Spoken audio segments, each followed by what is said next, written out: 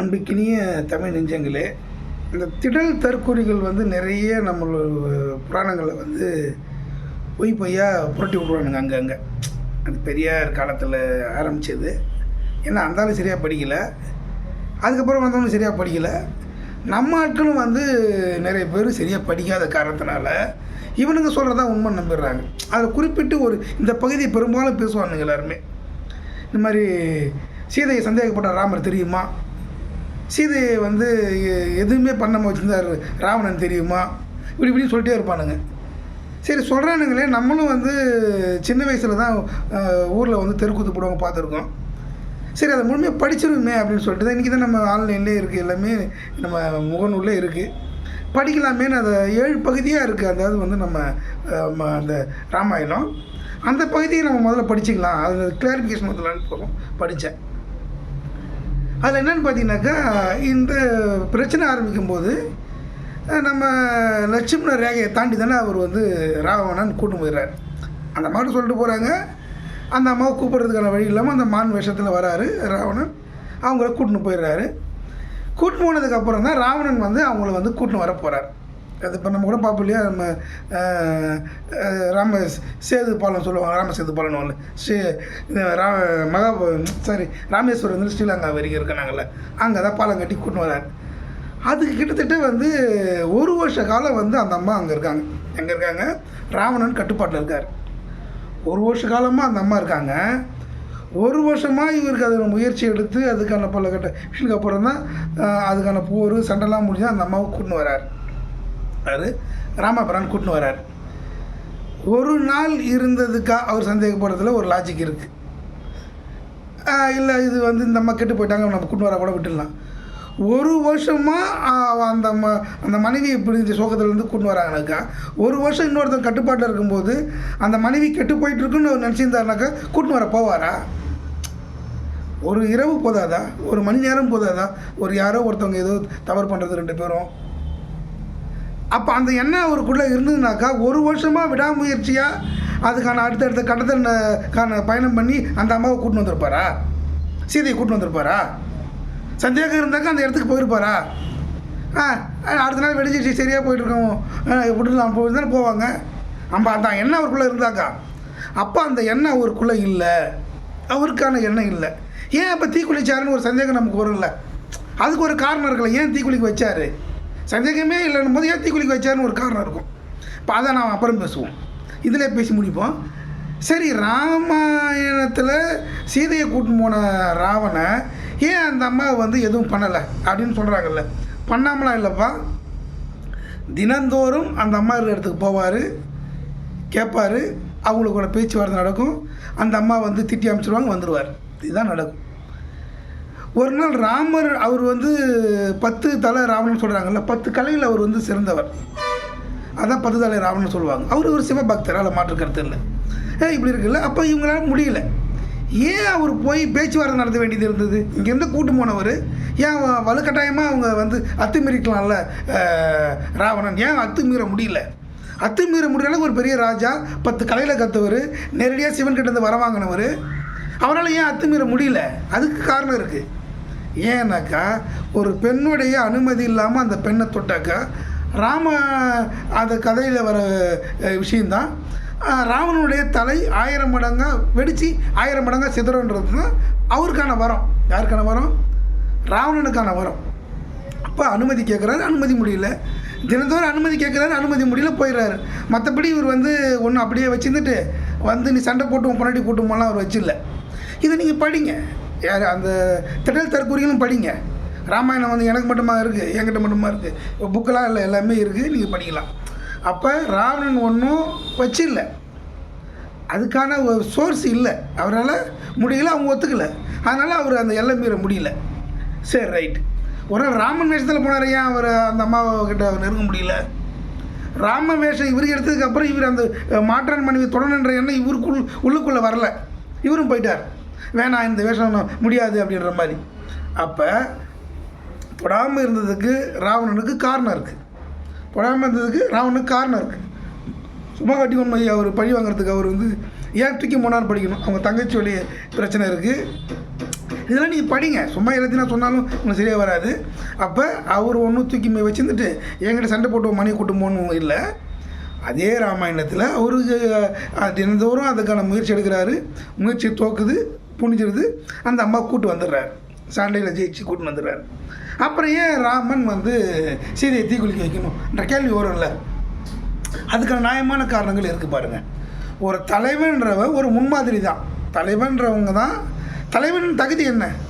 1000 பேருக்கு அவர் வந்து ஒரு முன்மாதிரி, சிறந்தவர் தான் தலைவனாக இருக்க முடியும். எதுவுமே இப்போ கிளாஸில் லீடர் நம்ம யாரை போடுறோம்? அத்தனை பசங்களும் இந்த பையன் வந்து நல்லா படித்த பையனாக இருப்பான், நல்லா படிப்பான், அதனால தான் அவனை நம்ம வந்து கிளாஸ் லீடராக போடுறோம். அத்தனை பசங்களுக்கு பாடம் சொல்லித்தர வாத்தியார் யார் சொல்லித்தராரு? அவங்களுக்குலாம் இந்த பசங்களுக்கு பாடம் எடுக்கிற அளவுக்கு அவர் கற்று வச்சுருக்காரு. அப்படி தானே ஒரு ராஜா முன்னுதாரணமாக தான் இருப்பாங்க. நம்ம கேள்விப்பட்டிருப்போம்ல, நம்ம மனுநீதி சோழன் எதுக்கு வந்து அவருடைய பையனை வந்து சாகடிச்சார்? அதான் ராஜா தன் பையனால் ஒரு கண்ணுக்குட்டி இறந்து போச்சு. அப்போ அந்த மாட்டுடைய சமாதானம் தன்னுடைய ஒரே பையனை வந்து அந்த தேர்வில் வச்சு சாகடிச்சார். அப்படி தான் வாழ்ந்தாங்க. இப்போ இந்த திடல் தற்கூரிக்கு பார்க்குற முன்மாதிரி தலைவர்களாம் யார்? திமுக தலைவருடைய வரலாறு பாருங்கள். துணைவியார், இணைவியார், இன்னொருத்தவர் இப்படி இருக்கும். அண்ணாவுடைய வரலாறு பாருங்கள். ஏப்பா இந்த மாதிரி நடிகை உனக்கு சம்மந்தம் இருக்கான்னு கேட்டவொன்னே இவர் கேட்டார். அந்த அம்மா ஒன்றும் படித்தான பத்தினி இல்லை அப்படின்னார். இவர் என்ன சொல்லியிருக்கணும்? இல்லை எனக்கு அதுக்கு சம்மந்தம்னு சொல்லியிருக்கணும். அந்த அம்மா படித்தாண்டா பத்தினி இல்லைன்னா என்ன அர்த்தம்? அப்போ உனக்கு மட்டும் வந்ததா இல்லை எல்லாருக்கும் போச்சுன்றியா? எவ்வளோ கேவலமாக வார்த்தை சொல்லிட்டு போயிருக்காரு பாரு. இதை வேறு இவங்க வந்து தமிழ் பிள்ளை என்னமோ சொல்லுவாங்க, ரைட் கொடுங்க, அதுக்குள்ளே போகணும். அது கொஞ்சம் திடல் தற்கூரிக்கு சமாச்சாரம் அப்படி தான் இருக்கும். அப்போ இதை மாதிரி தலைவர்களை பார்த்ததுனால தான் பெரியாருடைய வரலாறு பாருங்கள், பல்லே வளர்க்க மாட்டார். அந்த விடுதலை தான் தங்கியிருந்தாராம் அவருடைய சுயத்தில்.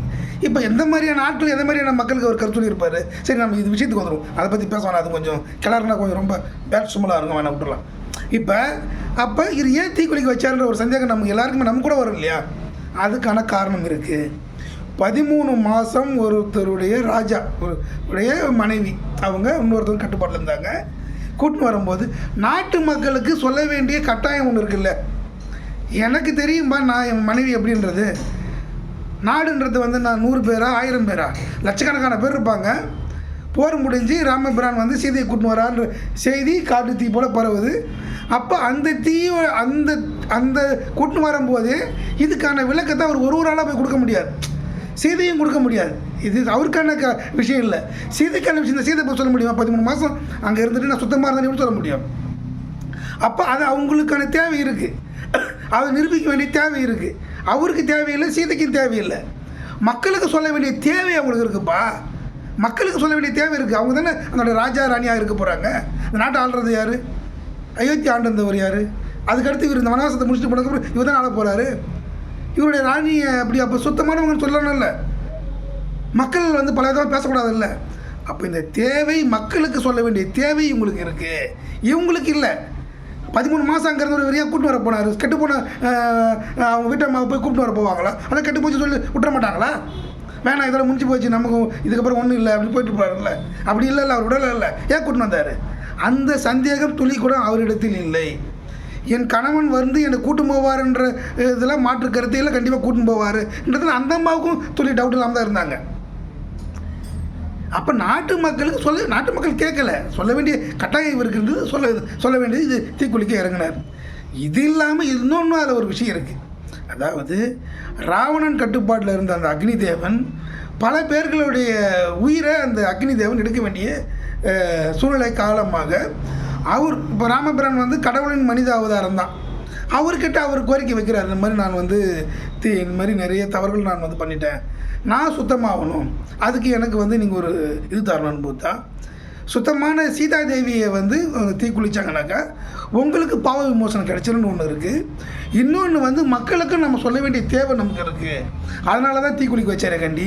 சீதை மேலே சந்தேகம் இருந்தாக்கா கிட்டத்தட்ட 1 வருஷ காலம் அவருடைய கட்டுப்பாட்டில் ஸ்ரீலங்காவில் அந்த அம்மா இருந்தாங்க. கூட்டு வர தேவையில்லையாப்பா? கூட்டு வர மாட்டாங்கல்ல. 1 வருஷம் இருந்தவங்க அந்த அம்மா 1 வருஷமாக வீட்டுக்கார வரல, அப்புறம் நம்ம என்ன அப்படின்னு ஒரு எண்ணத்துக்கு அவங்க போடல. எந்த எண்ணமும் யார்கிட்டையும் இல்லை, எந்த இதுவும் இல்லை. இந்த திடல் தற்கூறிகளுக்கு என்றைக்குமே சிந்தனை எங்கே தெரியுமா இருக்கும்? அங்கேயே தான் இருக்கும், அங்கேயே தான் சுத்தம். அதனால் அவுத்து வர கதைகள். பெரும்பாலும் நம்ம ஆட்களும் வந்து நம்ம வரலாறுகளையும் படிக்கணும், நம்மளுடைய புனித நூல்களையும் நீங்கள் படிங்க, தயவு செய்து படிங்க. அப்போ தான் நீங்கள் அவங்களுக்கு விளக்கம் கொடுக்க முடியும். அவங்க சொல்கிறது உண்மையோ அப்படின்ற எண்ணத்துக்கு வராது. ஏன்னா அழகாக சொல்லுவான், ராவணன் வந்து சீதை மேலே கையை வைக்கலன்னு, கை வச்சா தலை சுக்குநூறாக வெடிக்குன்றது வந்து அவனுக்கு தெரியும், அதை தான் வைக்கல.